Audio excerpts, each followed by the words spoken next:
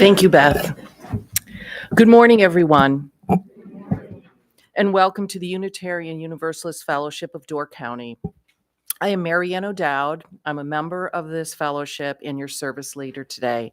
I extend a special welcome to those of you who may be with us for the first time or with us for the first time in a while. Also, happy Mother's Day to all the moms, and a nod to all the women who have raised, supported, and nurtured us, and those who continue to step up when and wherever they are needed. It is our custom at this time to welcome those who are visiting to introduce themselves if they wish to do so. All right. Please join us for coffee and conversation in the gathering room after today's service. After about 15 minutes of fellowship, we'll gather back in here for our talkback session with today's speaker, Dr. Kimberly Barrett. Dr. Barrett has been a guest here at UUFDC in the past. I think this is her fourth visit.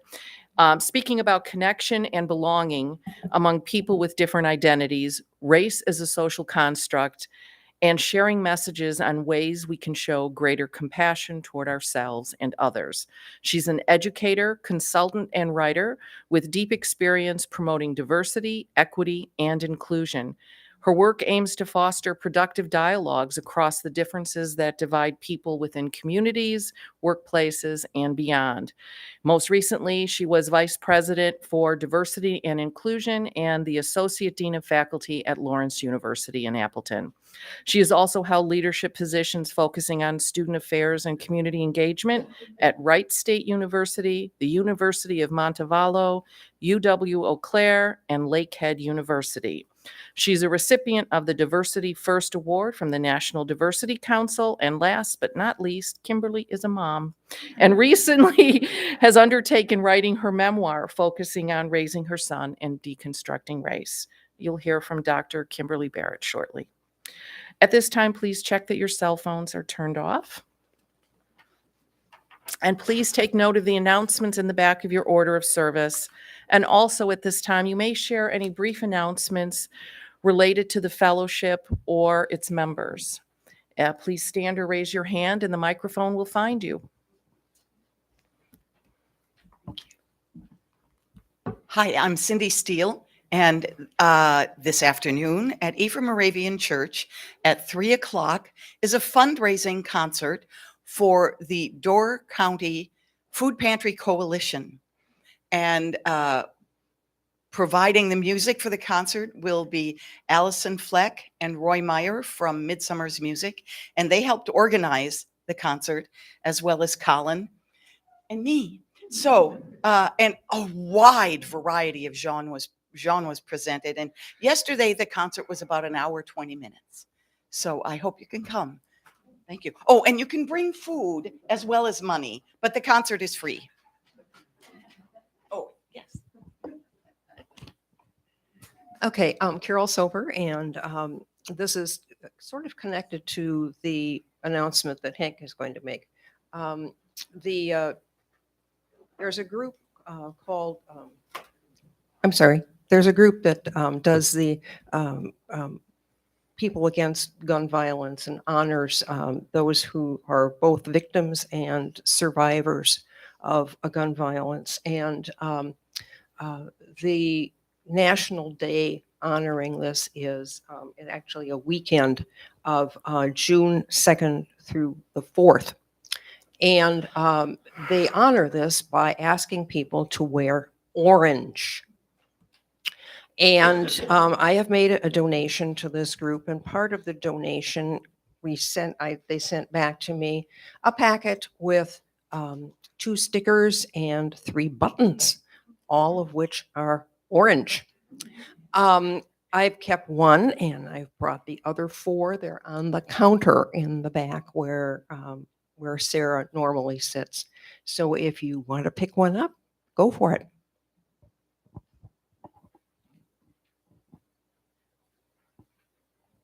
Hi, Trish Black here. I have 2 announcements. One, a celebration, one, a need. I'll start with the need first.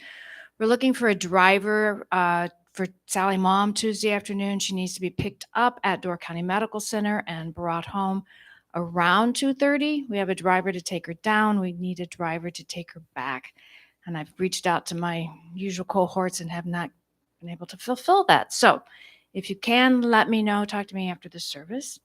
The second one is also from the Caring Committee, celebratory on March, I'm a little behind myself, May 24th, 11:30, we are hosting our second quarterly birthday celebration. 11:30, we will have a salad luncheon and honoring those members and friends in our midst who are 80 and 80 plus.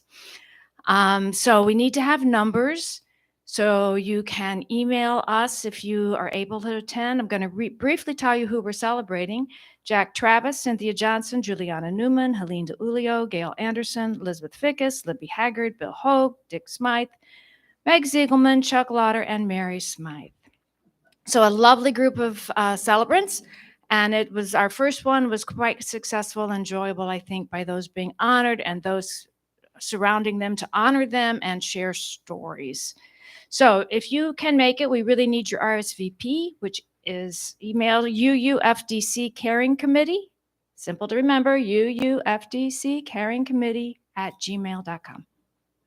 And this will be in the e-blast again, but we're just a little frazzled these days.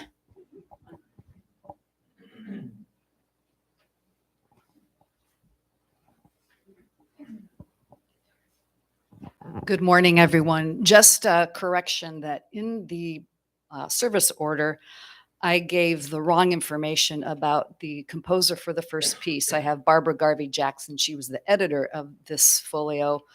The actual composer is Florence Beatrice Smith Price. She was born in 1887 in Little Rock, Arkansas, and very prolific African-American female composer. She had some of her things performed by the Chicago Symphony, which was a first, and she taught as well as composed. So I just wanted that correction. And then the other ones as listed are correct, but all female, either arrangers or composers this morning.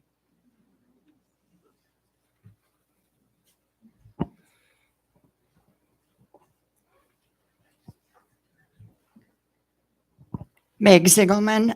In keeping with the National Day to End Gun Violence, I've just gotten word that there is a local group of, so far, women, as far as I know, who are starting some form of action as a response to this within our own community. So I will find out more and bring it back to you, because I know we're all very concerned about this issue. Thank you. Anyone else? Okay, at this time, I'd like to invite our board president, Hank Waltz, to deliver a special message from the podium.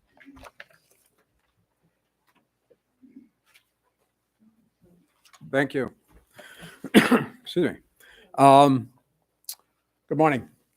I can recall it about as well as I can the day that John Kennedy got shot. What I'm talking about was August of 1966. My family and I were on vacation in Charleston, South Carolina, and we were walking along the Battery, and not quite sure exactly how we heard it, because media then wasn't what media is today, but we heard the news about somebody on the 28th floor of the clock tower at the University of Texas, Austin, shooting people indiscriminately. Ended up, before he was done, killed 16 people, injured 31 people. And that was Charles Whitman's shooting spree at the University of Texas. The years passed, and there were certainly more mass shootings, but again, the media wasn't quite as intrusive and as ubiquitous and as penetrating as it has become. That all changed when it became all of those things, the media, and in 1999 we heard of Columbine, and it was in the press an awful lot. And then subsequently we heard of other shootings like Sandy Hook, like Virginia Tech, like the Pulse nightclub in Florida, the Mandalay Bay in Las Vegas. Those made the headlines. But you know, there were an awful lot of them that didn't make the headlines. Today, regrettably and sadly, we've become accustomed to hearing the news of mass shootings almost every day. As of 7 May, day 127 of the year, there have been 200 mass shootings. Mass shooting defined as being one where 4 people or more get killed. So that's almost 2 a day. Excuse me. From the bosom of the devastated earth, a voice goes up with our own. It says, disarm, disarm.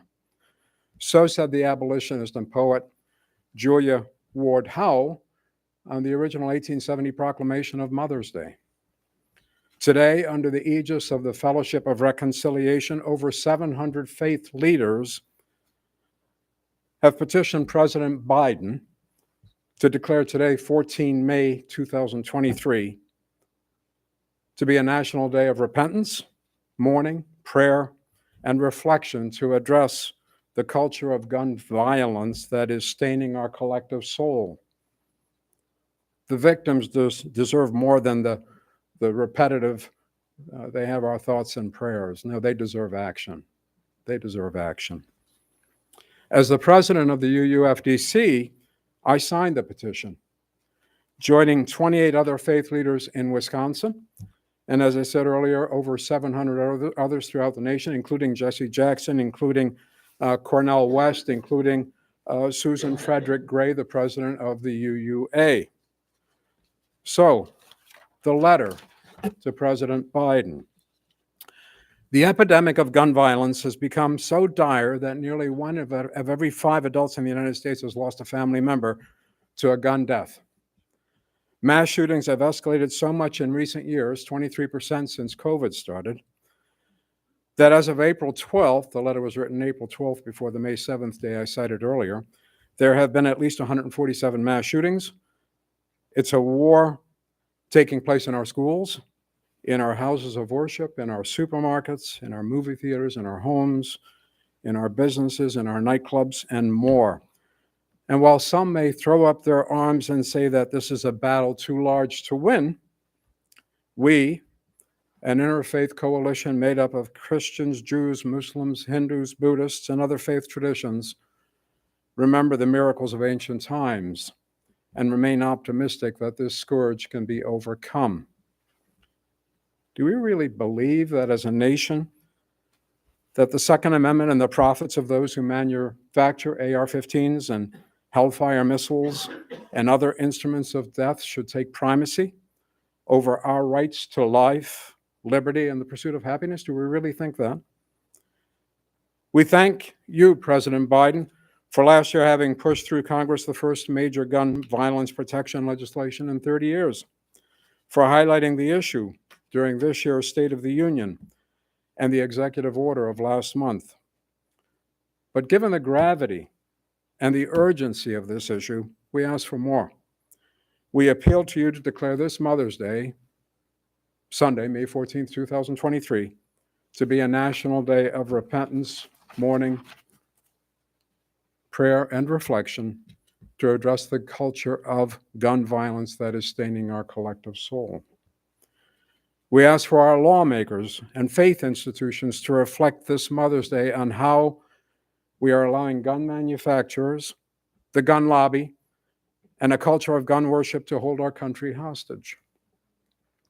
Mary, a role model for motherhood, stood at the foot of the cross witnessing brutality, inhumanity, and death being inflicted on her child. Today, we are all parents looking on as the brutality and death from another mass shooting is inflicted upon our children. At the same time, we're painfully aware that gun violence is a racial justice issue. Black Americans are twice as likely as white Americans to die from gun violence. Esther was counseled by her uncle Mordecai that she was born for such a time as this, for her to go to the king and expose the plots designed to steal the lives of young and old alike. In that same vein, your administration has come into office for such a time as this. Will you squander the demand of this historical time? Or go like Esther into the fury to save lives and people? The Holy Quran, Surah 5, verse 32, teaches whoever kills a person, it is as if they kill all of humanity. The various holy books teach us that to save a life is to save the world entire. We are responsible to one another and responsible to all life.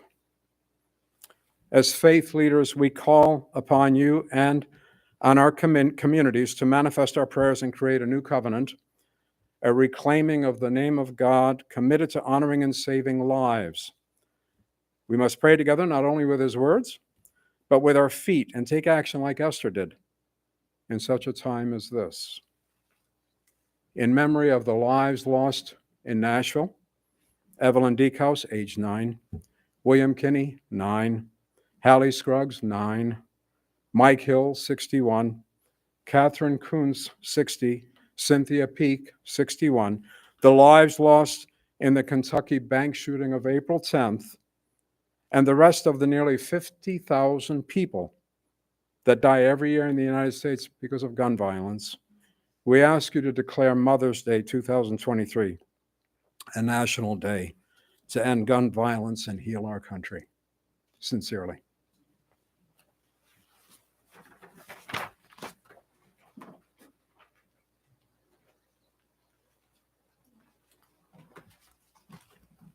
Thank you, Hank.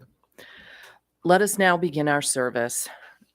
And please join in singing hymn number 1038 in the Teal hymnal.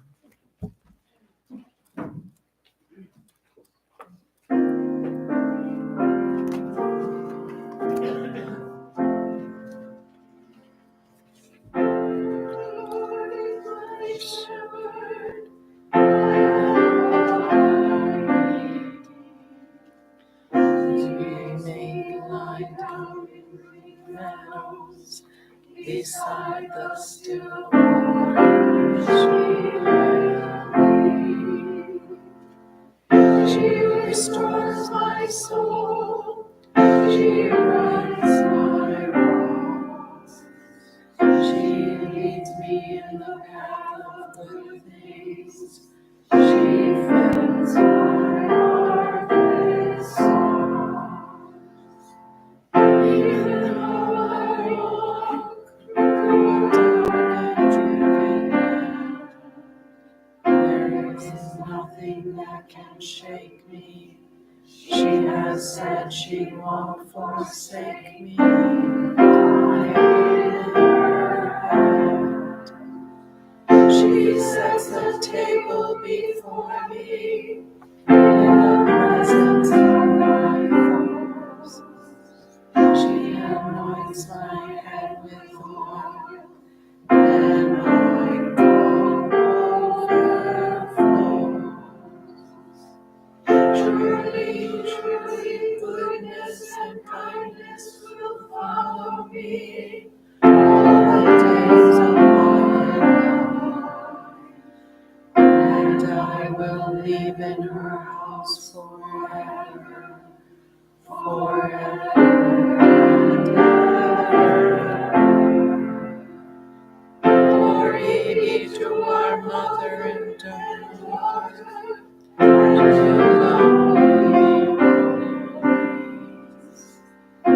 as it was in the beginning, is now, and ever shall be.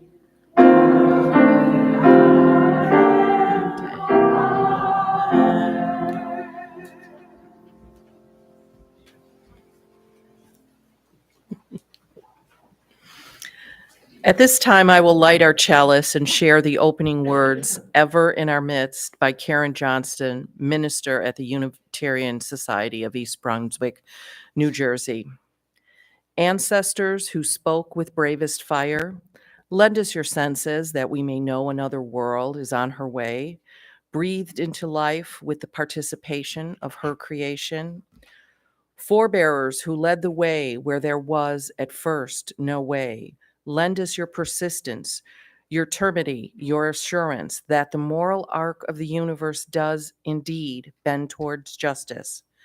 Ones who went before us, sacrificing for a future not your own, help us to give of ourselves, that the common stones in our hands today might be cathedrals of compassion today, halls of restorative justice tomorrow, sheltering walls of beloved community the day after. It is Sunday morning, the day we gather. Let us be thankful and full of praise to be in the company of those who came before, yet are ever in our midst.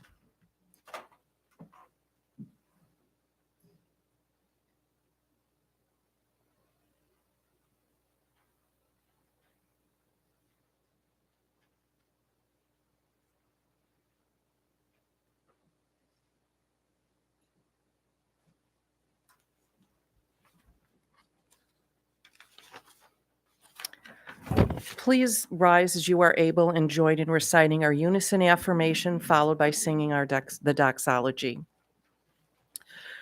We gather together to seek knowledge and wisdom, to explore freely the vast reaches of mind and spirit, to celebrate within a caring community those truths, ancient and modern, which give meaning and direction to our lives.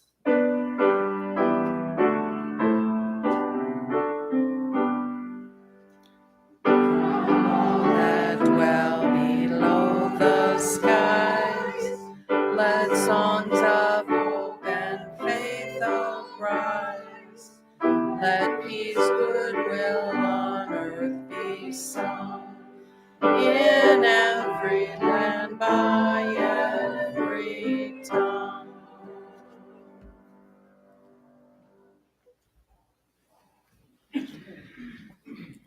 Now is the time in the service where you may briefly share any joys that fill your heart or concerns that might weigh heavily.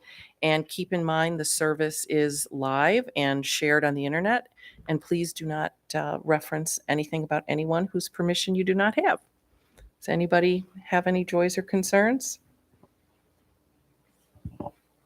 Good morning. My name is Karen Nystrom.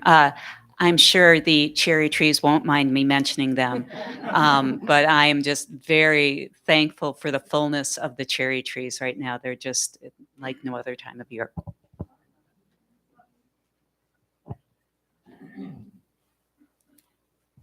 Hi, I'm Judy Brudd. I just wanted to add a little bit to Meg's announcement, and that is the Door County Activism Group started about a year and a half, 2 years ago, and they had a row march that got 200 people to march from the Peach Barn all the way down to the middle of Sister Bay. It's all young people. I mean, I have to laugh because some of the people that are joining them are in their 20s. These ladies, the four people that are running it are all in their 30s, so they feel they're the older generation. Anyway, they are an inspiring group. They've connected with Indivisible, and between the two groups, we sent out over 4,000 postcards in the last election, and they were gung-ho. They put up signs. Mike and I were gone. So they are fabulous. They had an excellent meeting this past week on mental health for children. And there were 60 people at the Peach Barn for that event. So watch for, and it's Door County Activism is the name of the Northern Door County Activism. They're the future.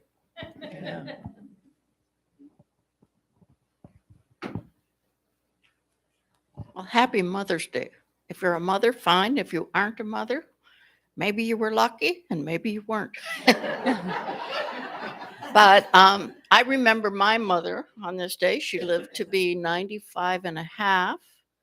And oftentimes I remember her encouraging me or scolding me, make yourself useful.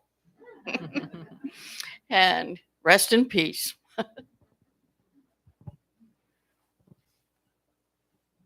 Anyone else?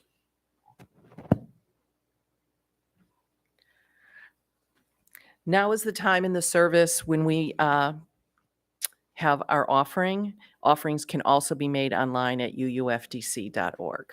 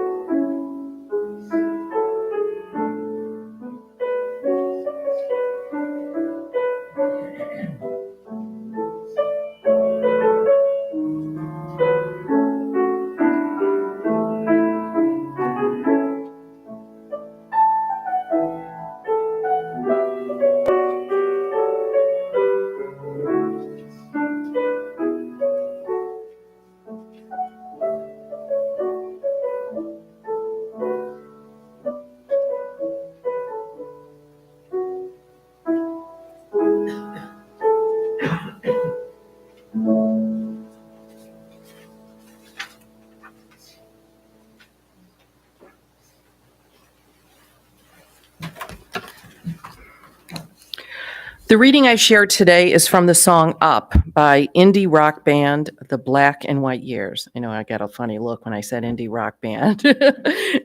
I'm afraid silence is the song of the next age.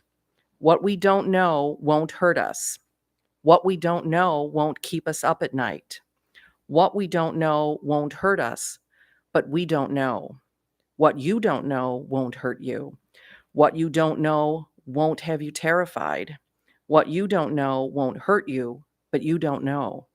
And you won't know that you don't know. Let us take a moment of silence, set aside any worries or distractions that occupy our minds so we can be more fully present in this moment and fully appreciate what we have before us right here and right now.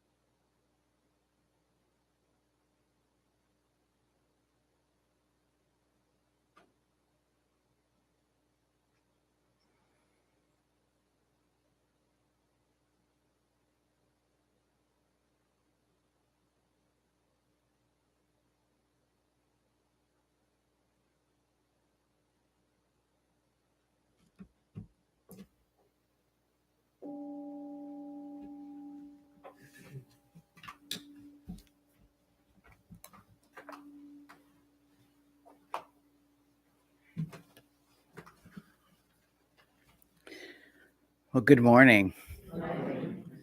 It's always a pleasure to join you all here, and I am particularly grateful this morning, given that it's Mother's Day, that I have the opportunity to share what's really been on my heart lately as I listen to the news, not only about the terrible mass shootings and all kinds of discrimination that have been going on, but also, in particular, as I hear about the growing, very disturbing, censorship that is going on in our society. And when I think about censorship, the thing that is so troubling to me is really how it relates to this issue of justice. And so what I've had on my heart lately is really sort of trying to balance and think about the damage that is being done when we don't have full access to the truth. So I've really been thinking about this relationship between truth and justice, and not a justice that is, punitive, that is about revenge or retaliation, but rather a justice that really can transform our communities, that can really provide us a chance for redemption. And so that's what I want to talk to you about today. Both this different kind of justice, restorative justice, and also sort of the threat to that, that this new kind of, keeping us away from the truth through censorship, creates that danger.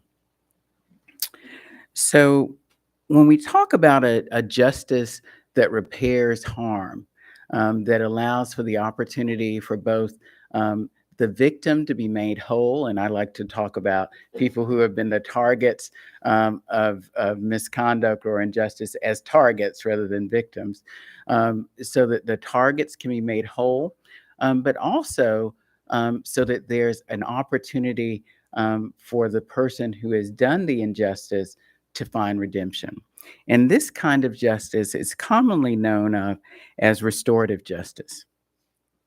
And it's focused really on community and restoring trust. And I really like the definition that is provided by the Restorative Justice Center at the University of San Diego.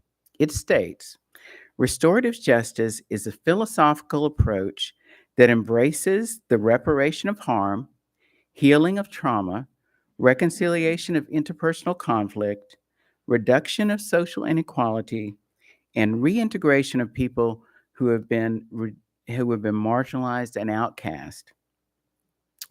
Some of the most common forms of restorative justice are, and you all have heard about some of these, are very structured conferences, their target and offender dialogues. And these are the things that we most commonly hear of in our criminal justice system. But also, there are approaches that are called circles. And I'm sure that you all have probably been involved in some of these circles, social justice circles, truth circles, circles that involve communities.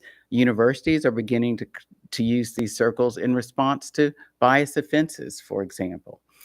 And another kind of restorative justice, another technique, is truth and reconciliation. That's probably the most commonly known, type of restorative justice that we see in the world.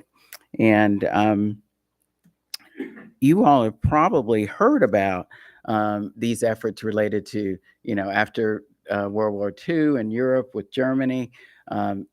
Probably the most well-known one is South Africa with Desmond Tutu in terms of the Truth and Reconciliation Commission. And more recently, actually, Colombia has just finished, South America has just finished a Truth and Reconciliation Commission that really had some damning findings related to the impact of our war on drugs on their country. So these are some of the ways that we commonly implement truth and reconciliation.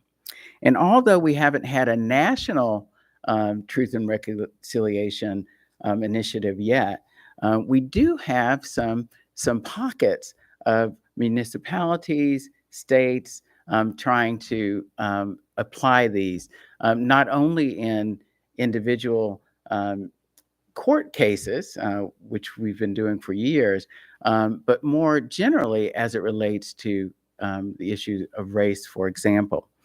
And some of those examples include Maryland's Lynching and Reconciliation Initiative that I understand a number of other states have sort of signed on to be part of. And also Evanston, Illinois' reparation program relating to housing discrimination. We talk about reparations as being something that is so broad in general. How would you implement it? We're beginning to get states that are setting up very specific targeted programs to redress issues of racism. But of course, you won't be surprised, what is a central part of all of these programs is the idea of taking a look at our shared truth around the historical facts that lead up to the ongoing injustices that we see. So truth is central to these approaches. And so to implement this type of justice that can heal both the targets of injustice and those responsible for it only can happen with the acknowledgement of the truth. And that is really what the problem is. We in the United States have never really taken the time to acknowledge our shared truth around issues of racism. A lot of other things too, but I'm going to focus on racism today. And so until we do that, we won't be able to institute these types of restorative justice practices that get us out of the cycle of shame and blame and, some retribution, some reconciliation, but then there's always backlash. So how do we get out of this cycle? Before we can really do that in any lasting way, we really need to acknowledge the truth. And unfortunately, justice scholars have begun to identify new knowledge that helps us understand our history of racism and the facts around racism. What we see is a huge backlash in the form of censorship implemented by a small but growing number of government officials, school boards, even publishers in our country today. And, some of the most egregious examples that you see around that have been perpetrated by Governor Ron DeSantis in Florida. Not only did he have opposition to the AP African American History course, which really surprised me. I didn't know he was historian or he had the experience of being an African American. So, what on what authority he would oppose that, not sure.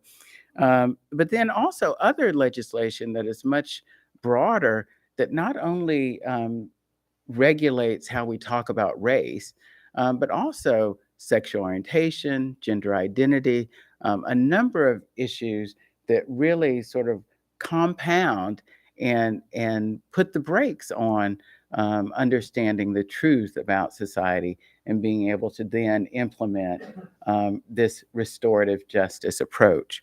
Or when you do it on a larger scale, on a national scale, legal scholars refer to it as transitional justice, which really is talking about intergenerational change of an entire society.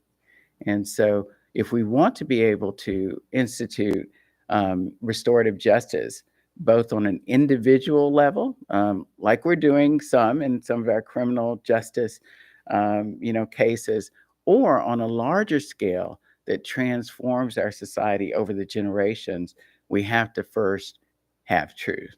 We have to have the facts. And it's not just Ron DeSantis. He might be the most notorious, but also different industries, particularly publishing. When you talk about, censorship, before the book even gets on the shelf, some publishers are editing out references to racism. You might have heard of the recent case with Maggie Tukonda Hall, who was approached by a book publisher, Scholastic, who wanted to license her children's book.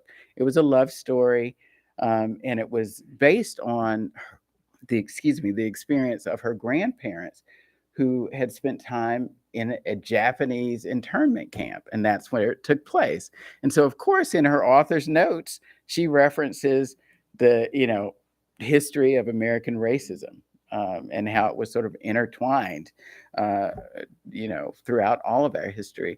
And they wanted her to remove that from her author's notes. And, it seems obvious you're talking about internment of Japanese folks, so you're talking about racism, right? And so that became an uproar. You can read about it, online. And now Scholastic is apologizing. But what about all of the people who don't have the wherewithal to stand up and push back? Because any of you who are authors or writers know, getting a contract is a big deal, very hard fought, hard won. And so, she should be applauded for her courage in coming forward, because I'm sure this happens all the time. And then even closer to home, we have our Republican Robin Vos attempting to defund university diversity programs with the University of Wisconsin systems. And so these things are happening all over the place. It's insidious. And although it's relatively small, it is growing at alarming rates. And, if these people were, in fact, concerned about the well-being of our children, which the argument is we want to protect white children from the harm of sharing these facts, if they were truly committed to that, rather than simply maintaining their own, privilege related to skin color, they know that a more inclusive curriculum, a more diverse society helps us all.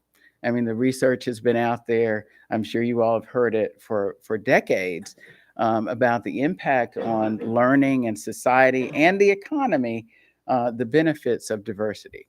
So whether you're talking about learning and increased critical thinking, leadership skills, academic achievement overall for all students. And, believe it or not, the people who seem to have the most gains are the students in the majority still. So, it helps everybody, but in terms of changes and increases in knowledge, it still benefits those in the majority. And I learned this in a very visceral way when I was doing some evaluation of university diversity programs at a university in Wisconsin. Wasn't Lawrence, for those of you who are associated with Lawrence. But, I thought, well, the numbers look good in terms of academic achievement, in terms of things people are doing, in terms of leadership, all these things that the research says, the benefits of diversity would be. But I wanted to hear firsthand from folks, from people who were frequent flyers in diversity programs, what the impact was on them. So I asked folks to get together a list of students that I could interview. And so one day, a young woman came into my office, blonde hair, blue eyed, from Minnesota. How could I help you? Was a little bit shocked, I have to admit, my own bias, that she was one of the people I was interviewing for this research. But she came in and was just, glowing about how her participation in these programs had been the most transformative of her college career. And, I said, oh, this is going really well. Let me take notes here. And then, after her glowing, review of the programs and the impact that it had on her personally, she stopped, her demeanor changed, and she looked at me with this sort of look of betrayal on her face. And she asked me, had you all known this all the time and you just didn't tell us? And so I thought, wow, I mean, okay, I had never met this woman before, but then I understood what she was saying. She was asking if her faculty, her teachers, K through 12, her faculty in the university had known the information she was learning in these programs outside of class, and just hadn't told her about it. And how could we have engaged in that kind of academic malpractice, is what it amounted to her.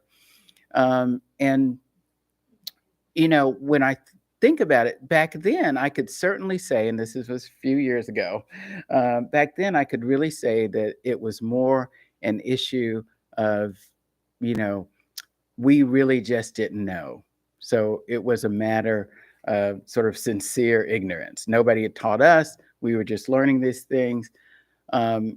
But today, there are people who are willfully trying to continue this, what I see as educational malpractice. And it brings to mind a quote from Martin Luther King that really illustrates the danger of this, withholding truth, censorship, obfuscation of reality for folks. And he wrote, "Nothing in all the world is more dangerous than sincere ignorance and conscientious stupidity." And although stupidity is a very hard word, like it's a harsh word, but I think when people are willfully withholding information, that this, term stupidity really fits. And I think that that's what we have today. I would say that what we had at the time, a couple decades ago, when people just didn't know this information, it was, sincere ignorance. We just didn't know. We hadn't been taught. I hadn't been taught this information. But now that we're gathering this information, now that this information is available to us, and people work very hard to research it and integrate it into the curriculum, it is, I would say, just sincere ignorance and conscientious stupidity when we don't. And I would say conscientious stupidity on the part of the folks who are keeping the information from us. And I think that sets a very dangerous precedent. Not only do we, for our students, really limit their education, give them less than a full education, but for our society, we are just really, crippling us and preventing us from creating the kind of society that I think we all want to live in. And so I think that current attempts to keep us all ignorant of the truth about racism through egregious acts of censorship perpetuate vast omissions in what we teach our children that will only serve to broaden the divisions that currently plague us. They won't save our children from shame and blame. They won't save them, make them feel better about themselves. It really just in the end hurts us all.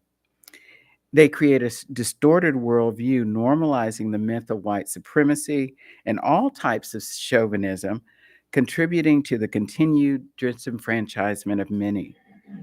Contrary to the claims that discussions of racism hurt white identifying children, they do harm. And by helping to perpetuate a national delusion that keeps us from forming a more perfect union, and one in which we see each other for the uniquely diverse but equally humans that we are. Our education system is really how we share and create our collective truth. So we must keep them as inclusive as possible. But it's not only a matter of acknowledging our historical truth. It's also acknowledging the current truth that we live in, the existing inequities, which we've talked about. I've talked about with you before, that are vast, and also the ways our brains operate that perpetuate these inequities. So we have to understand the neuroscience around implicit bias, so that we can address acknowledging the historical truth and the current truth. I think that will allow us to together and have the basis for restorative justice, break that blame, shame, cycle that we're in. People respond out of shame that makes some changes, and then there's backlash and retrenchment. So how do we create a society where we are moving forward, have the truth available to us, and can create a foundation for restorative justice? Just one more thing about the information that we keep from each other. I think we really are doing students a disservice when we don't tell them the whole story, the story of struggle, resilience, liberation, and reinvention. I mean, that is what our democracy is all about. Story, when we have this myth of our exceptionalism, of this perfect America, then we really don't give them the building blocks to continue our democracy into the future.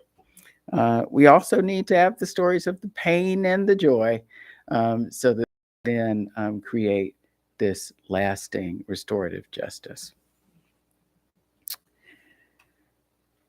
Okay. And, I just a personal reflection.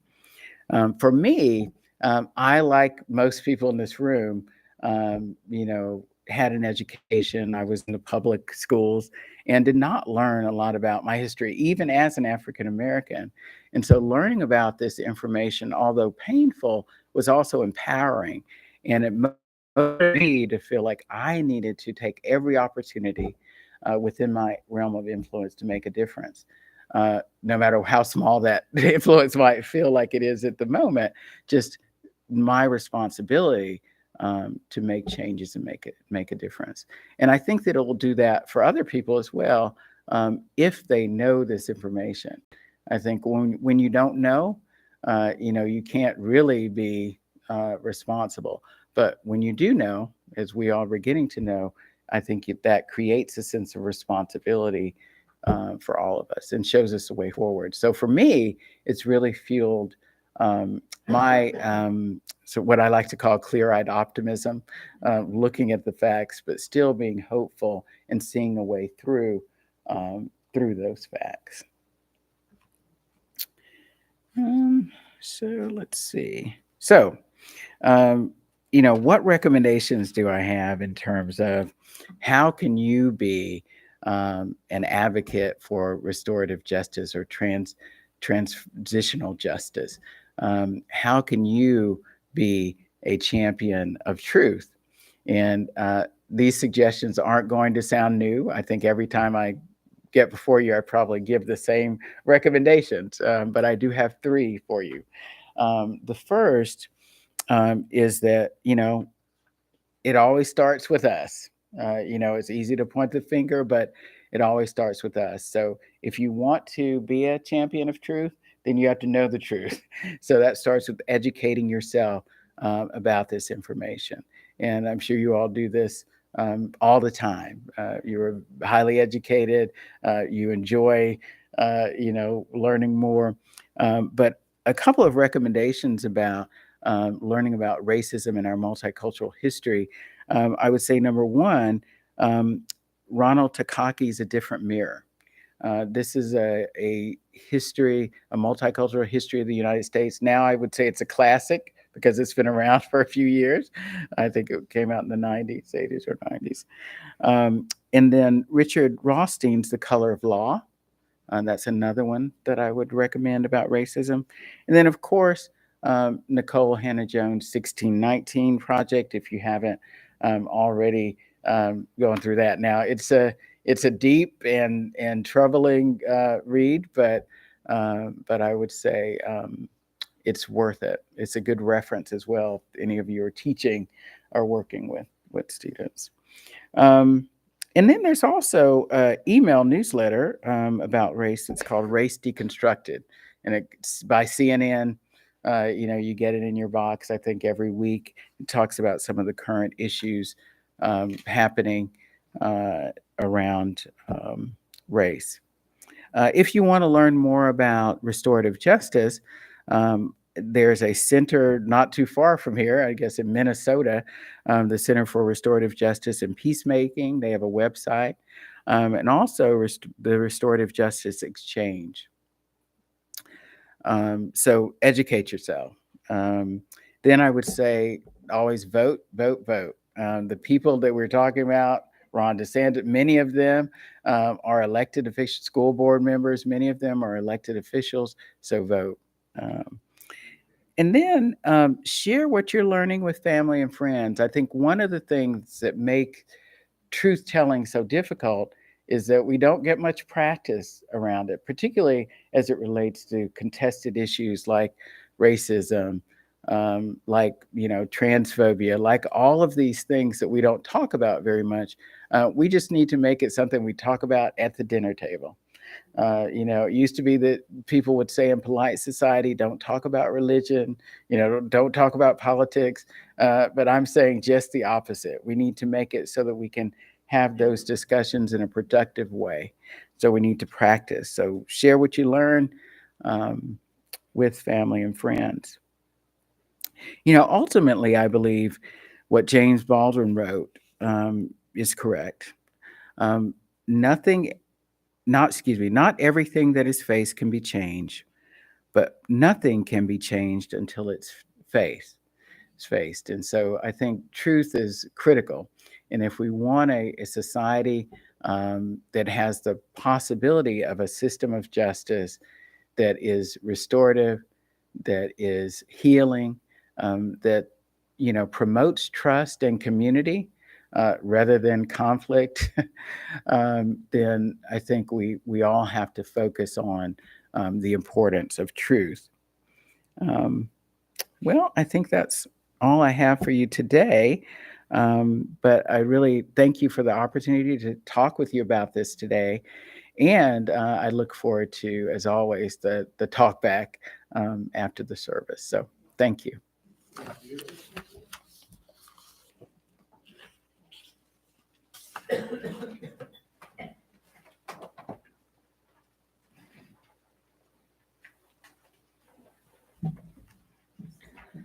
Please join in singing hymn number 323 in the gray hymnal.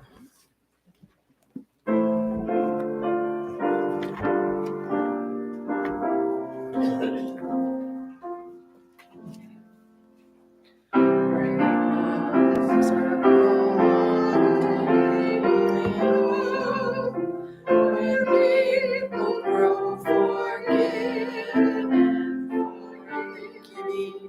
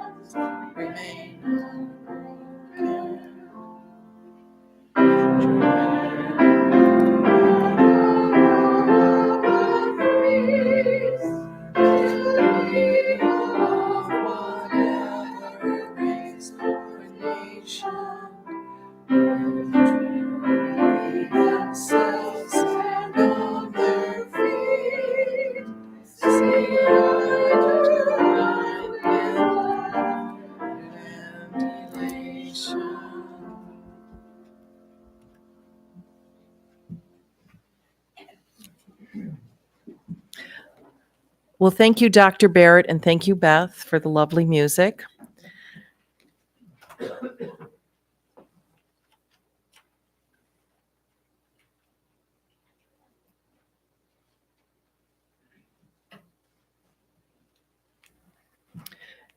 As we conclude today's service and head into fellowship time, please keep these words from The Hill We Climb by Amanda Gorman with you.